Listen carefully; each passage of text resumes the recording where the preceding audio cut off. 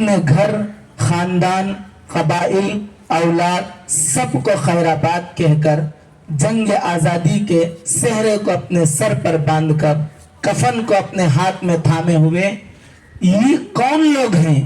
یہ وہی لوگ ہیں جنہیں مدرسے نے تیار کیا تھا۔ یہ کون لوگ ہیں؟ آج مدارس کو نشانہ بنایا جاتا ہے، مدارس کو کسی اور ملک سے جوڑا جاتا ہے، مدارس کی شبیہ کو بگاڑ کر ذہنوں کے اندر بٹھانے کی کوشش کی جا رہی ہے۔ یہ کیا ہو رہا ہے؟ یہ بات میں آج اس شعر کے ساتھ کہوں، دل کے پپولے جل اٹھے سینے کے داغ سے، اس گھر کو آگ لگ گئی گھر کے چراغ سے۔ آج اسی ہندوستان کے اندر پیدا ہونے والے تنگ نظریے والے عہدوں پر بیٹھ کر، تخت پر بیٹھ کر اپنے عہدے کے پاور کے اندر لوگوں کی شبیہ کو، مدارس کی شکل و شبیہ کو، مدارس کی تعلیم کو، مدارس میں دینے والی تربیت کو بگاڑنے کی کوشش کی جا رہی ہے، لوگوں کے ذہنوں کو تبدیل کرنے کی کوشش کی جا رہی ہے۔ آج میں المدرسۃ الکبریٰ کے اس ڈیسک سے میں ان لوگوں کے سماعت تک، کانوں تک، دل کے کانوں تک، ان کے احساسات تک، ان کے نظریات تک، ان کے تحریک تک میں یہ بات پہنچانا چاہتا ہوں۔ یاد رکھو،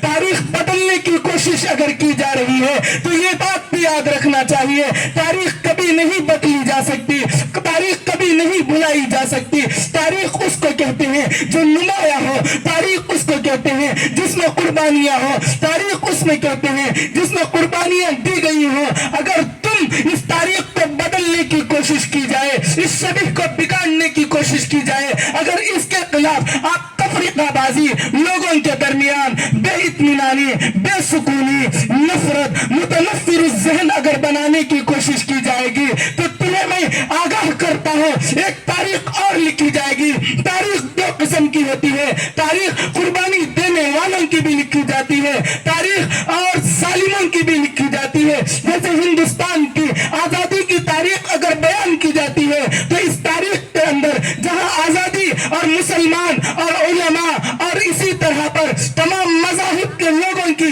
ظلم و بربریت جو برداشت کی ہے، ان کے جیلوں کی، ان کے کال کوٹریوں کی اور ان کے راتوں کی، ان کے جانوں کی، ان کے ہڈیوں کی، ان کی شہادتوں کی، ان کی قربانیوں کی، ان کے زمانے کی، ان کے وقت کی، ان کے جذبات کی، ان کے الفاظ کی، ان کے خون کے خطرات کی اور اس زمین کے ذرات کی جہاں تاریخ بیان کی جاتی ہے، وہاں انگریزوں کے ظلم کی تاریخ، بربریت کی تاریخ اور ان کے ناپاک ارادوں کی بھی تاریخ بیان کی جاتی ہے۔ تو یاد رکھو، اگر تم تاریخ بدلنے کی کوشش کرو گے، مدارس کی شبیہ کو بگاڑ کر لوگوں کے سامنے، لوگوں کے ذہنوں میں پیش کرنے کی کوشش کی جائے گی، ایک تاریخ اور تمہارے بارے میں لکھی جائے گی۔ چند تنگ نظریے والے، چند ظالم، چند بدماش اور چند لوگ آئے تھے، اس تاریخ کو بگاڑنے کی کوشش کی گئی اور اس دور کے لوگ کہیں گے دیکھو ظالم تو چلے گئے، تاریخ بگاڑنے بدلنے کی نیت اور ان کے ناپاک عزائم والے تو چلے گئے،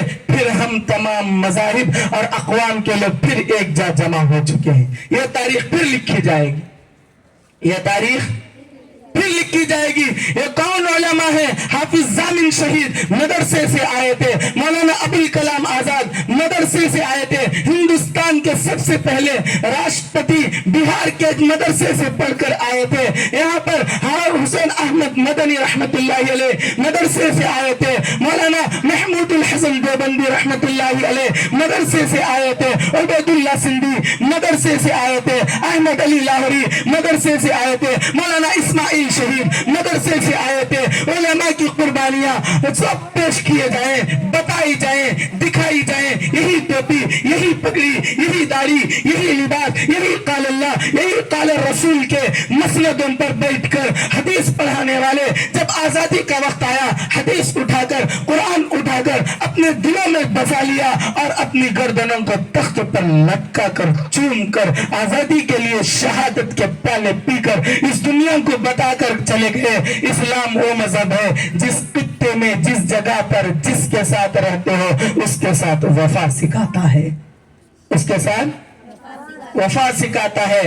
راحت اندوری صاحب کا ایک شعر ہے،